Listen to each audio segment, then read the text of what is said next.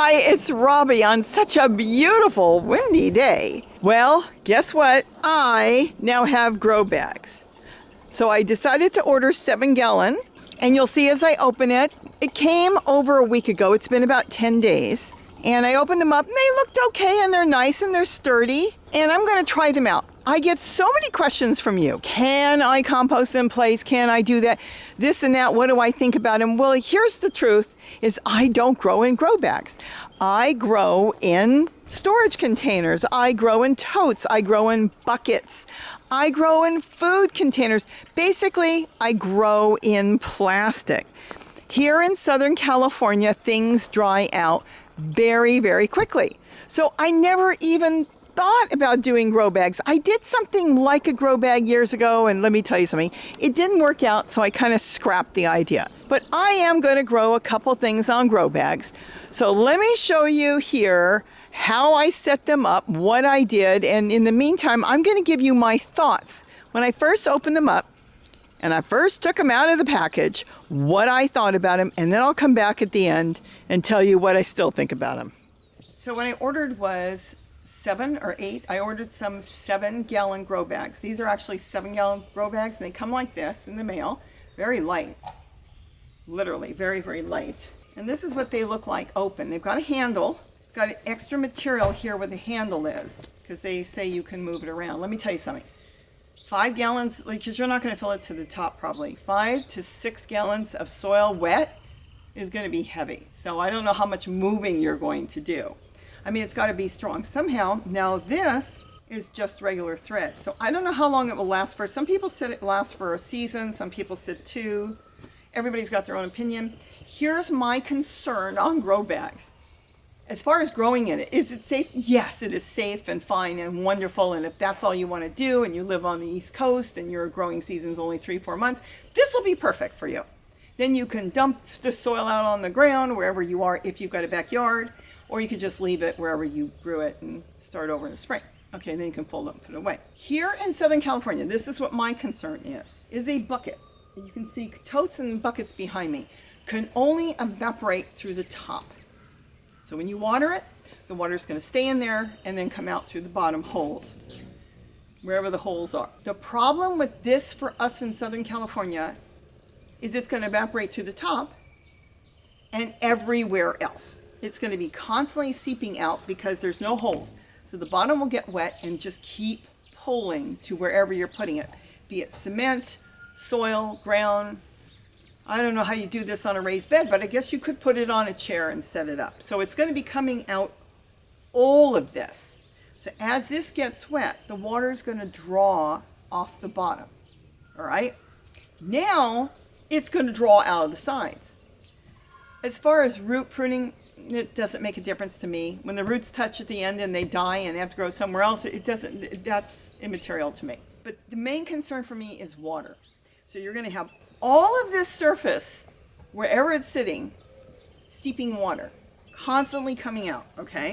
Then you've got the sides. It's not just one side, it's the whole thing. And then, of course, you've got the top. The top is to the air. Everything is going to come up and evaporate. So you've got one unit that's completely evaporating. For us here in Southern California, parts of Texas, parts of Arizona, New Mexico, any place that's hot, Nevada, this thing is going to dry. You're going to need to water it all the time. Now, a lot of people in Southern California do use this, but they have to hook it up to a drip system. Now, if you want to do that, that will work fine. You have a little tubing in there. It's always on, or something attached that you can keep turning it on all day because it is going to lose water. There's other ways of fixing that I've thought about, and I may try it in some of the grow bags. But as far as this, I know what it's going to do. I don't even have to guess. I know what it's going to do, but I'm going to try it because I want to see how good it works for composting in place. I don't see why it wouldn't work. Here's the other issue. The earthworms aren't going to be able to go through the bottom. Like sometimes you have holes on the bottom, they come and they go into the holes. Or you have holes on the side and the earthworms crawl along and they'll just go right into the holes in your pots. They can't get in here. Will they crawl up this fabric? My guess is if they wanted to get in, they probably would. That's my guess. But they're not going to be coming through anywhere else. As far as microbes and everything, they're there, they're in the soil, ready to go. They should be fine. So we'll see how this goes and how this works. I'll still put in my leaves and maybe not so many branches. Maybe if I put branches, keep it towards the middle, but probably go more leaves and smaller twigs and stuff. And then set it up and we'll see how it goes. I mean, it should be fine. But the big issue is, for me, is we get into we just had a heat wave. Now we're cold today. And we have a lot of heat waves and it's going to be drying. And there are some plants, especially young ones, that can't take it dried out. With my totes and my buckets, I can make sure it's well watered before the heat wave hits during the day. I do not ever water the plants and hit the leaves with water because you'll fry them. You can water the base. So you would have to water the base here, but it's going to dry. So as fast as me watering the base of the plant, going back in the house or wherever I have to go or go run an errand, within hours this thing could dry out. That's basically it. I just wanted to show you I do have grow bags. We'll get something planted in it and we'll see how it goes. So that's it. So let's get this thing planted and see how it works out. Now what concerns me is the water comes through the bag, see? Now when the water comes through the bag like that, it's going to dry. And that's what concerns me in California. A lot of water is coming out of that. But we'll see how it goes.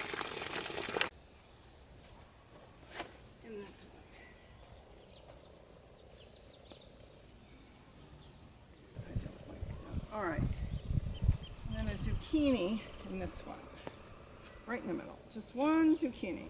That's got a zucchini in it, and if it gets big and grows good, it will just drape over with the big leaves over where I feed the birds.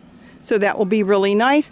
This one's got 3 cucumbers, which will be really nice to go up on the chain link here, and they put a strawberry plant in here. My daughter grows hundreds of strawberries on her ground. Literally, they took off, they love her soil, probably all the collard leaves falling all over. So we went and got some of those, so I put a strawberry plant there. So what I did is I decided to set one up on a chair because I didn't want to put it on the ground. So I set them up differently. I set one up on a chair there and one on my bird cage.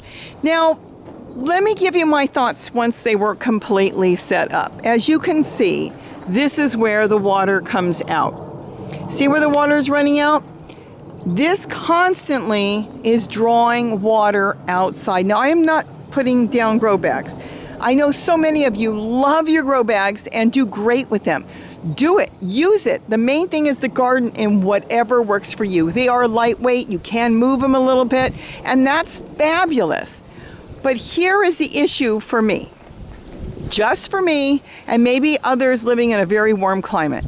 In order to be successful with a grow bag, you must have your plants retain water in there, some sort of water. Now, when it comes to my containers, I don't water every day. I may not water for 2, 3, or 4 days. If it's not that hot, because I have the holes that are up, it cannot evaporate. So there's always some sort of moisture in there for the plants.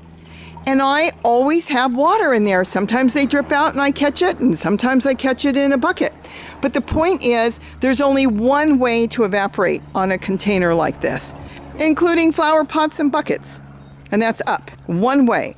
So here in Southern California, that's what I was concerned about grow bags, all right? Because we're so dry, I would have to water a grow bag every day. And if you notice, most people that are using grow bags set up a watering system. Now, if you want to do that, that's fantastic. You'll have 100% probably success with it.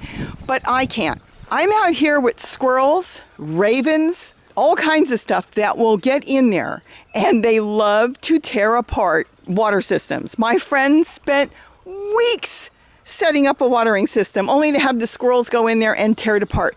My neighbor has a watering system for his garden, and guess what happened? The coyotes came in, brought the pups, parked them on his property, and ripped his watering system to pieces. So that's one issue. Now, the other thing here is I set him up, I painted that chair purple, wanted it to look pretty, and put this here on a bird cage. The problem is the zucchini might do okay. They're a little behind on the ones I put in totes up against the wall. You saw how big they get, like in days. I had cucumbers in this one when I first set it up, And I waited and waited all week, and they started to really stunt and just did not do well. So I moved the cucumbers somewhere else. I hope that I'm not going to lose them. We'll see.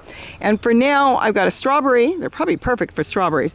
And I put a small zucchini in here. That is the big issue here, is water, and we're dry. We're basically California. Southern California is almost desert. We have wind, as you can see, it's blowing today, and that dries out everything. So with this constant evaporation happening, these have to be watered 1 to 2 times a day. Now, if you want to put a plastic pot on the inside and then use it that way where it retains a little water, you may be able to do that. You might be able to put a container in there that will hold water differently. But as it stands right now, it's going to be really tough to keep these going for me. This is new to me, and we'll see how it goes. I'll keep these 2 here. I gave Gary one, and what he ended up doing is going down to his garden with it, saying he can't use it. I know some people put it in wicking pools or kiddie pools. He just doesn't want to deal with it because it's going to constantly be wicking. Sitting in a pool, he will have to make sure there's a lot of water. It will wick up, and it will evaporate on the top. So he doesn't want to deal with it at all. He's got his system that works, his buckets, totes, everything works. So he says, why change it if it works? And he's not going to put an irrigation in. But he did find that it's perfect to harvest in. He doesn't have to bring a basket or a bowl down there. He can go through his garden. He harvested a bunch of stuff. He's going to pickle some stuff and eat some things and make tea. And he said it's a perfect harvesting basket for him. So he can use it that way. I'm not putting down grow bags. Please understand that.